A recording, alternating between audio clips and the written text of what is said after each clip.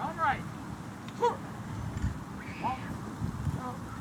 3, 4, 1, 2, 3, 4.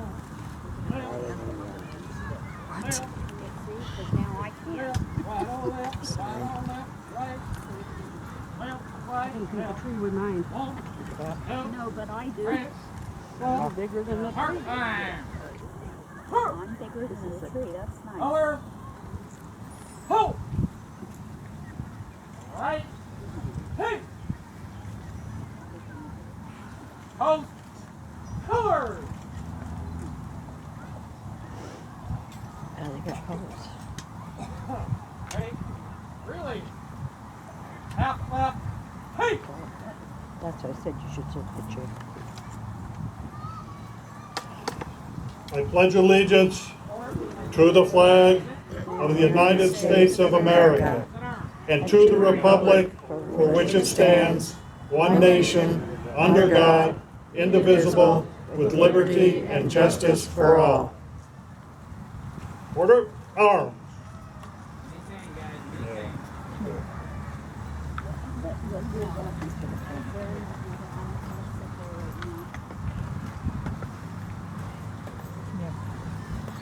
Panic if they shoot a gun. Sit down, play around. Sit down, sit.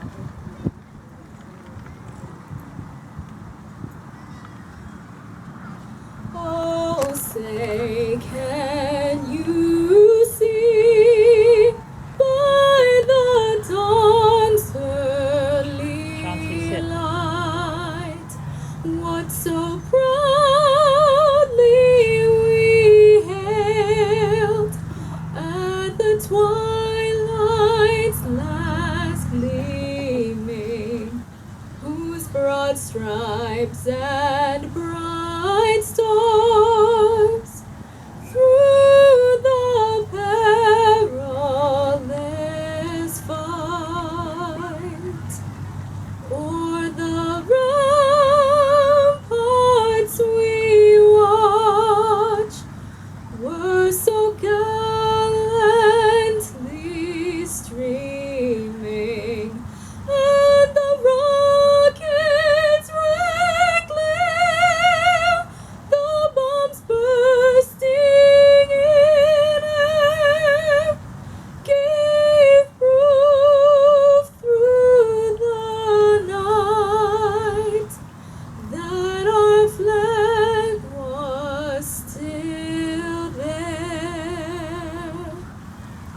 Oh, say does that star-spangled banner yet wave o'er the land of the free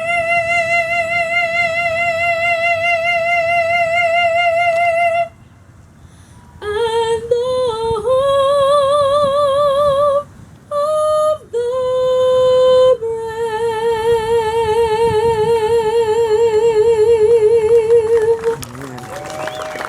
Our keynote speaker today is Martin Jordan, and he's a, I'm sorry, I don't don't think think your your little little skinny little butt is better figure. okay, he's a retired Sergeant Major, Army Sergeant Major. He spent 22 years in the Army, most of it in Special Forces, before being medically retired in 1988. He earned 2 Bronze Stars, 1 for valor. Please welcome Martin Jordan.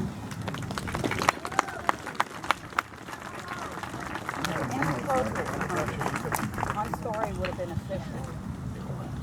Since the veterans of World War II are going to be among the first to leave us, I want to say a few words about them. And please remember, not just reference World War II, but reference any of our wars. When we speak of missing, very often we are speaking of dead. It wasn't all that long ago, an older man, when I say older, I mean older than me, he asked me, he says, he had just discovered that we had literally tens of thousands of missing from World War II. And he said, I don't understand that. And I said, well, keep in mind that much of that war was naval. And when ships go down, people die. If an aircraft is shot down over water, very often remains are not recoverable. Even up until the days of Vietnam, there was one category called killed in action, body not recovered. For whatever reason, at the end of that war, they just lumped that in with missing, which is somewhat deceptive. So just keep in mind that when we do talk about our dead, they're not separate from our MIA. All too often our MIA are in fact dead. Most recently, over the last couple decades, Korean missing, Vietnam missing, have basically been, and World War II for that matter, to a great extent have done nothing more than digging up bones. I hate to put it that way, but that's what it is. And then researching for DNA. Having said that, 9 years ago I wrote something to some friends. Had that author's urge came over me and I decided to do some writing. At the time I wrote about my first military casualty. Most all of us who have been there can think of friends. Haven't been there can think of relatives, neighbors, whatever, who are gone. But this one struck me very deeply. It's probably appropriate that these thoughts should come to me on this Memorial Day weekend, but they've come to me many times over the years. It was actually the first military death that entered my life. Seal, which I presume was short for Cecilia, was the name of the lady next door. Seal was a friend of my mom's and would often come over and drink tea with Mom in the afternoons. In thinking back on it, I recall an older man living there who I believe was Seal's father. I don't recall that it was ever mentioned, but somewhere in my growing up years I got the idea that Seal's husband had died in World War II, and that with the help of her father she raised 2 daughters on her own and never remarried. I was 5 years old when we moved there, and for the first couple of years, Sally Ann, the older of 2 daughters, was our babysitter. When Sally Ann graduated from high school and went to work, her younger sister Mary Ann became our sitter. It was a warm summer weekday in 1951. I was 7 years old. We were out of school and I just returned from where I'd been playing down the street. It was lunchtime, and after all, a growing boy's got to eat. You know when you're a kid and grown-ups start acting weird? That's what was going on.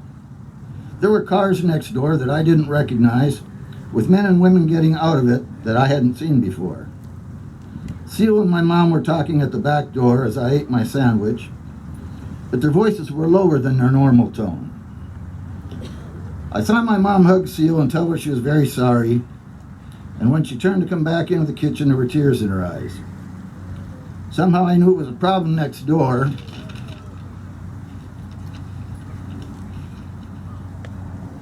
that only directly affected me and my little world. But with that combination of concern and curiosity that children have in the presence of strange acting adults, I had to ask. The answer was exactly what I deduced. There was a problem next door that didn't affect me, but that she'd explain it to me later on. Right now she was going to take a nap and the bedroom door closed. I knew that she was crying but wanted to be alone. In Duluth, Minnesota, most all of the homes are built on a hillside that ran the length of the town, and ours was like many others.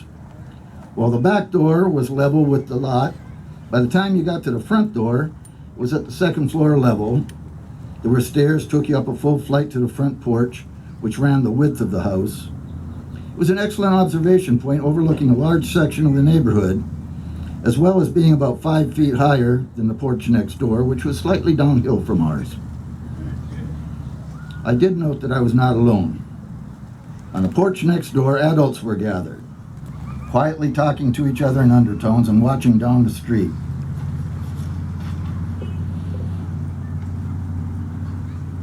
For a child of my age, it seemed like a long time, but it was probably no more than 15 or 20 minutes. Then I saw it. It was just a plain old car of indeterminate make and dark color, but the adults next door pointed at it and someone said, Here it comes. Here she comes. Get Seal. As Seal came out of the front door and moved through the adults to get to her porch stairs, not 30 feet from me, the dark-colored car pulled up in a space directly at the end of the sidewalk, which had evidently been left vacant for it.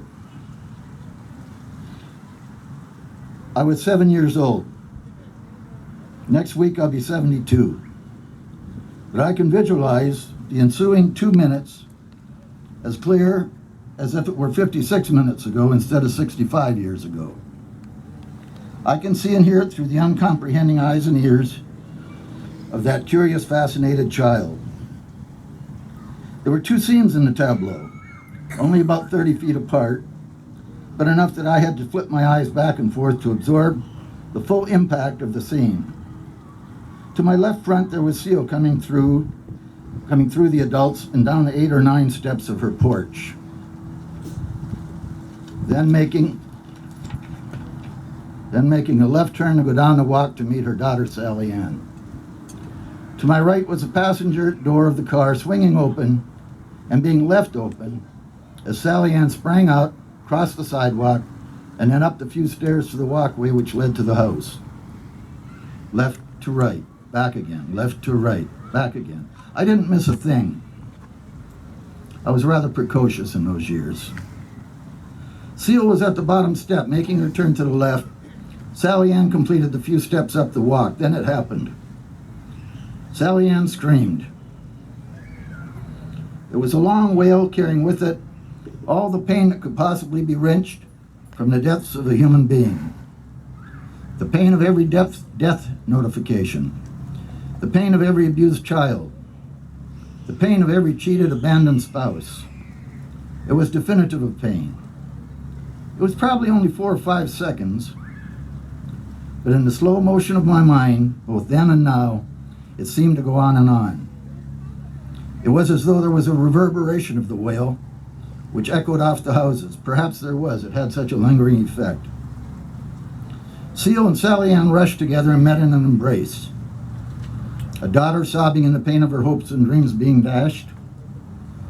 A mother sobbing with the pain of knowing there was nothing she could do, nothing at all, to take away or ease the hurt of her firstborn. Again, it probably lasted only a few seconds, and the tearful mother turned her daughter towards the house, and with the help of relatives who then rushed to help, half led and half carried Sally Ann up the stairs and into the house. It was later that afternoon that I was told Sally Ann's fiancé, who was going to marry her upon his return, was killed in Korea. Afterward, my mom and Seal are long dead. Sally Ann's alive now, she's in her 80s, and I hope that her life was much improved after that tragic day. Both houses are still there, although the porch of the one I lived in has been replaced by a smaller one years ago by other owners. I have been to a number of services in churches, at graveside, at ash gatherings, celebrations of life, and always seen mourners grieving. I've actually watched men die. I've zipped up a body bag. I've observed rites at Arlington Cemetery. But nothing, anywhere in my background, in anywhere I've traveled, that I've ever heard, that even vaguely remembers the wail I couldn't forget if I tried. Perhaps it's embedded due to the rapt attention I was paying.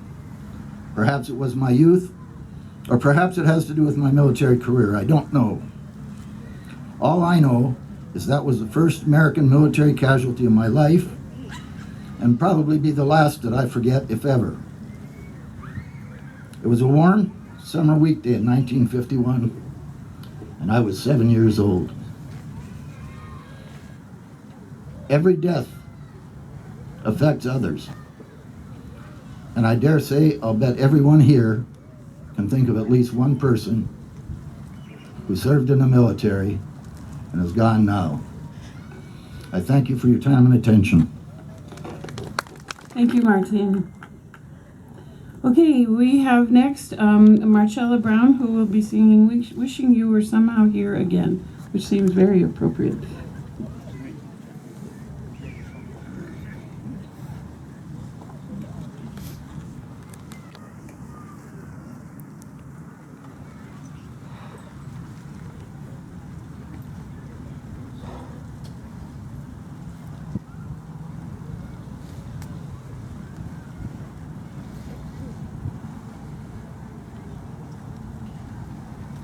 Did he come get his umbrella? Oh, why don't you lift it up? Once Get my this. one companion, Oh, so you were all that mattered. You were once a friend and father. Then my world was shattered. Wishing you were somehow here again. over here. Wishing you were Lay down. somehow near. Come over here, yeah. Sometimes it Did seemed he come there? if I got him I some water. just dreamed, somehow you would be here. That's a leaf over there. Wishing I that he could didn't. hear It's your voice again, knowing that I never would. Get him some water. Dreaming of you won't help me to do all that you've dreamed I could. Passing bells and sculpted angels, old and monumental, seems for you the wrong companion. You were warm and gentle.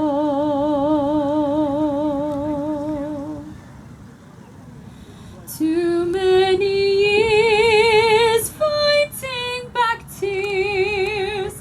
Why can't the past just die?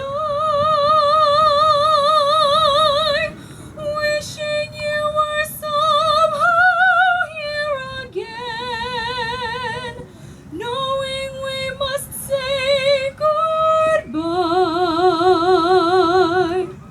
Try to forgive, teach me to live, give me the strength to try. No more memories, no more silent tears, no more gazing across the wasted years. Help me say goodbye.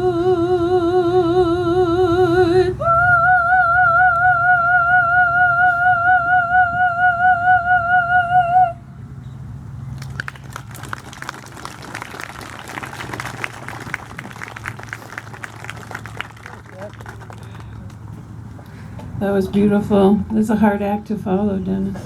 Okay, Dennis is going to read a poem, The Mansions of the Lord.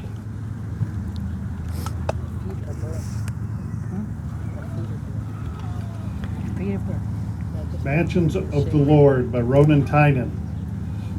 To fallen soldiers let us sing, where no rockets fly nor bullets wing. Our broken brothers let us bring to the mansions of the Lord. No more bleeding, no more fight, no prayers pleading through the night, just divine embrace, eternal light to the mansions of the Lord. Where no mothers cry and no children weep, we will stand and guard though angels sleep. Through the ages safety keep the mansions of the Lord. Thank you.